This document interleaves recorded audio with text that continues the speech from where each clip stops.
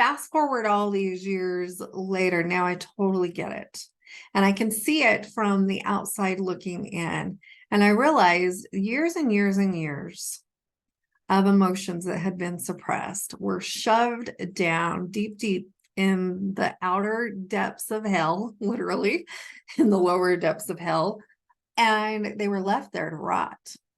And as those emotions are rotting down there, never to be heard, never to be spoken of, never to be acknowledged by myself, never allowed the opportunity to flow, as I believe now that emotions are, it creates this massive, and we'll call it an energy block, an energy shove, which creates this sadness and this sorrow and this depression that I was experiencing inside of my body.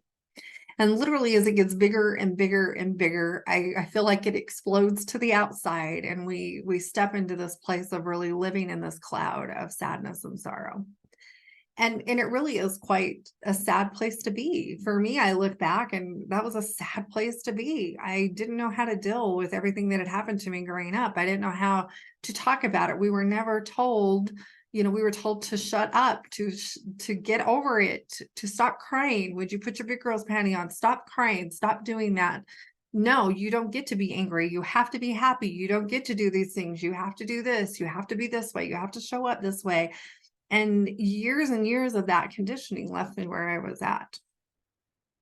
And I realized this all these years later. Now I'm like, oh my gosh, why wouldn't I feel that way? If you think about being told that you can't express your feelings, that you're not allowed to have an opinion about anything, you just do what you're told. We get to the point where people explode, right? Because there's so much, I call it the pressure cooker effect. If you've ever used a pressure cooker, and I cook potatoes in my pressure cooker all the time, and you cut them up and you put them in there and you put the lid on it and you close it up tight and you seal it up tight. If you turn that pressure cooker up too high, give it too much energy, the lid's going to blow off, which is kind of scary. We don't want to do that.